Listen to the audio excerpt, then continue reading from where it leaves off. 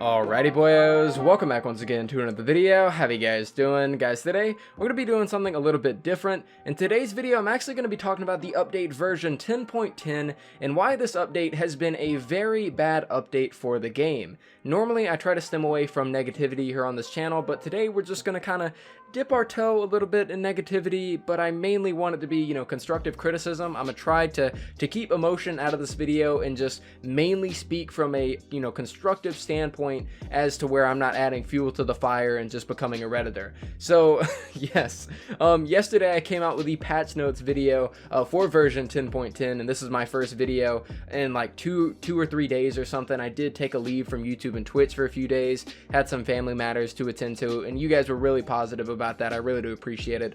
But I finally, I ended up making that video on the patch notes. I was really excited for this update as they really weren't adding much in terms of content, but they were adding stuff that was really going to change how we play the game.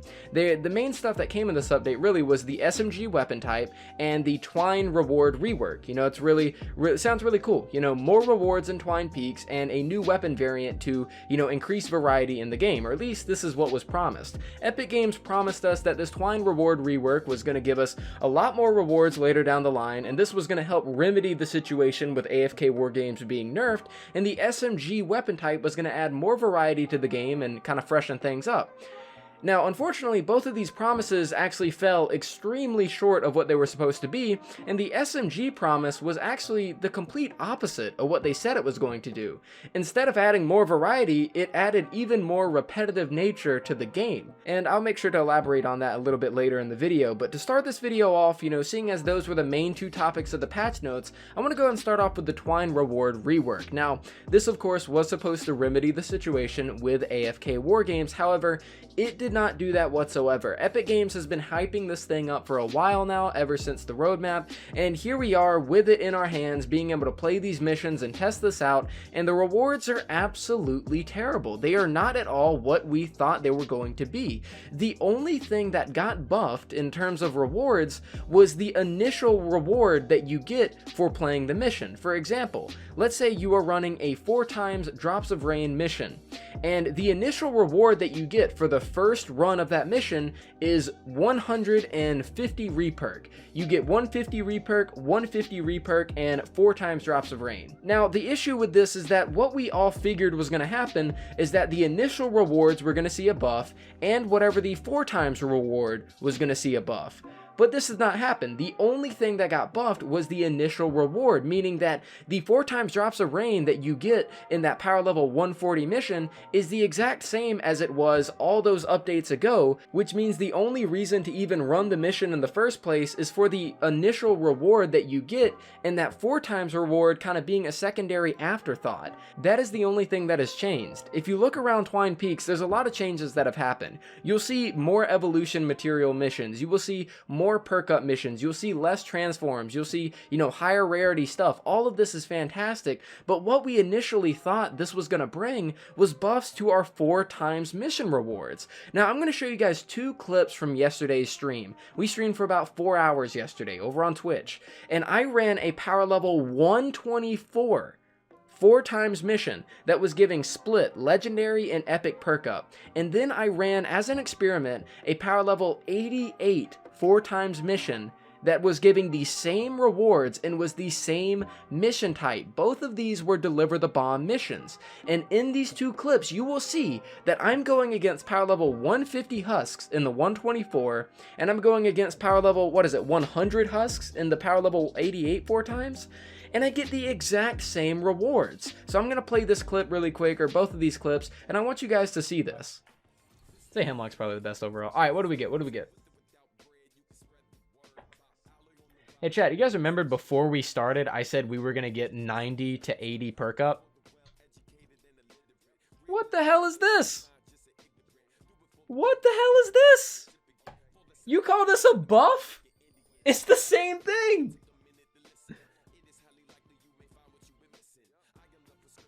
It's the same thing. I called it before we started. Oh, okay. Well, I got the rewards. Oh, I gotta... The exact same rewards, number for number. 96 legendary and 92. The exact same rewards. They weren't even buffed by 1. It's the exact same. An 88 is the same as a 124. You gotta be kidding me.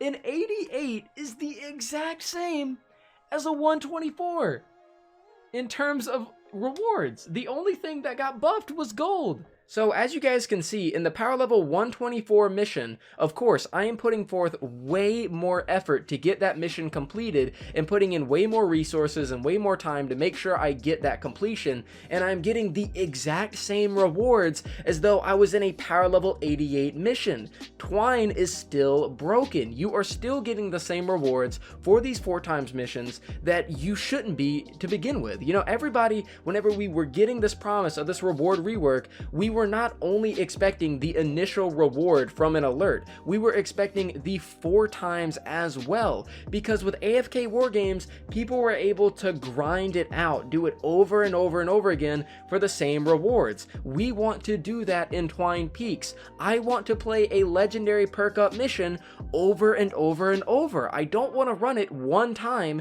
just to get the initial reward and then stop playing because it's not going to be worth my time again.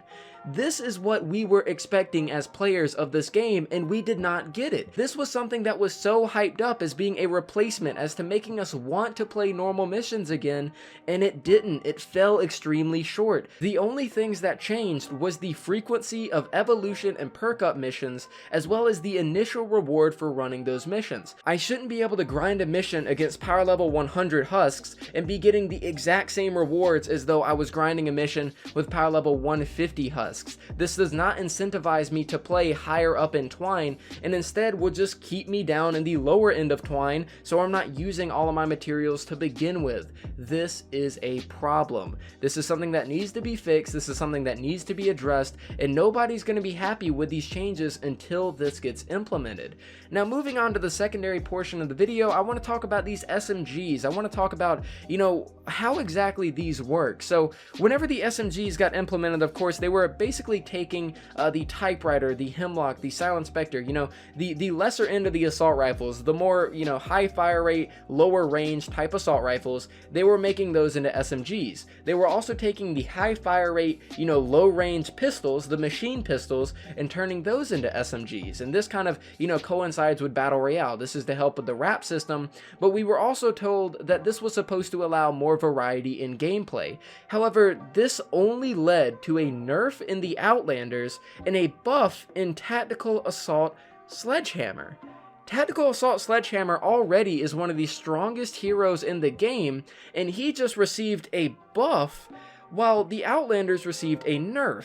If you guys take a look at Tactical Assault Sledgehammer, what he does is gives you the assault rifle, you know, critical damage, as well as SMG critical damage. If you were to take a look at Beetlejuice, if you were to take a look at, you know, a pistol hero, she will increase your pistol critical damage, and that's it. She's not able to use the machine pistols that she once was able to use. Most people would like to run something like a Rat-a-tat, a Jack's Revenge, and a Ginger Blaster. Well, you can't do that anymore. If you use machine pistols, you cannot use them on Beetlejuice, as she will not buff them. This is an issue because Tactical Assault Sledgehammer just gained so many weapons into his arsenal, while the Outlanders just got a bunch of weapons taken away from them. How does this increase variety in gameplay? This is only going to make people want to play Tactical Assault Sledgehammer even more, and he's already one of the most popular heroes in the game because of the DPS output that he has. So if you're taking weapons away from the Outlanders,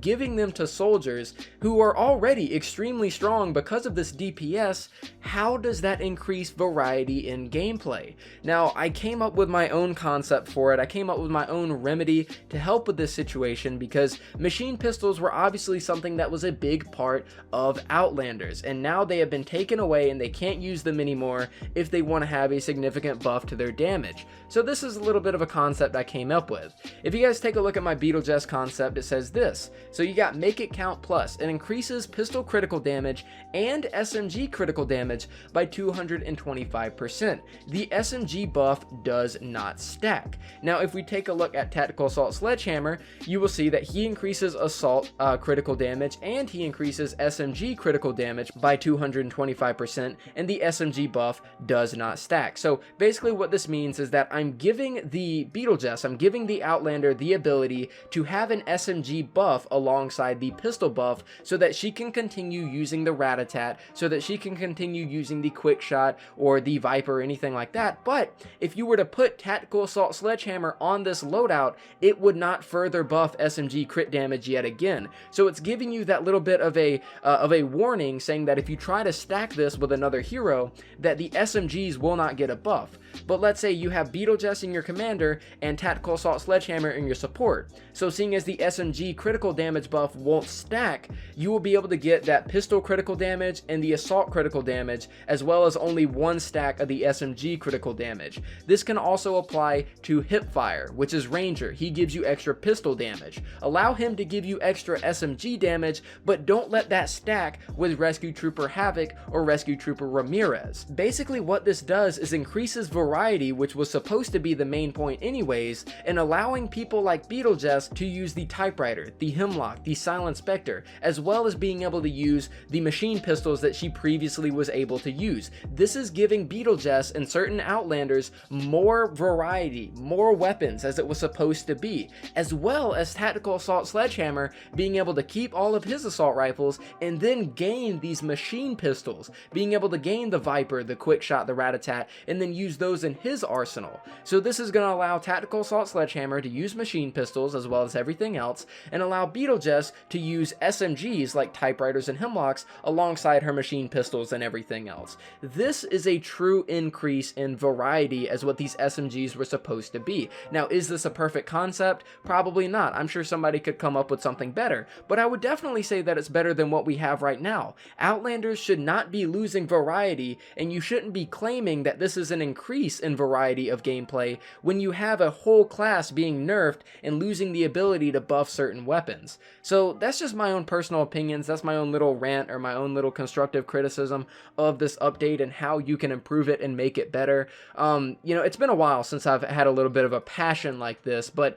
you know, Season 10 so far has been something that's been pretty slow, and with this update, I've been extremely excited. I've been wanting to grind out some missions. I've been wanting to try out the SMG weapon variety and see what kind of meta can be made with these weapons and see how it changes things in the game. But instead, all that happened was I got disappointed with the Twine rewards, and this SMG variety turned into the exact opposite of what it was supposed to be. So this is just my remedies for how to fix the situation, and these are my opinions on what I think about version 10.10, but let me know what you guys think in the comments down below. I do apologize if this video came across as somewhat of a rant or something extremely negative. I did not want it to be. I'm just a little bit frustrated with this update. It was not at all what it was supposed to be, and I want it to be remedied. I want it to be fixed and something that can hopefully be something great for the game sometime in the future. But like I said, that's it for me. Let me know your thoughts in the comments down below. If you disagree with me, let me know. If you agree with me, then that's fantastic. But guys, thank you so much for watching. I greatly do appreciate it. Make sure you subscribe if you're new around here. I make videos like this almost every single day. And yeah, guys, thank you so much for watching, and I'll see you guys next time.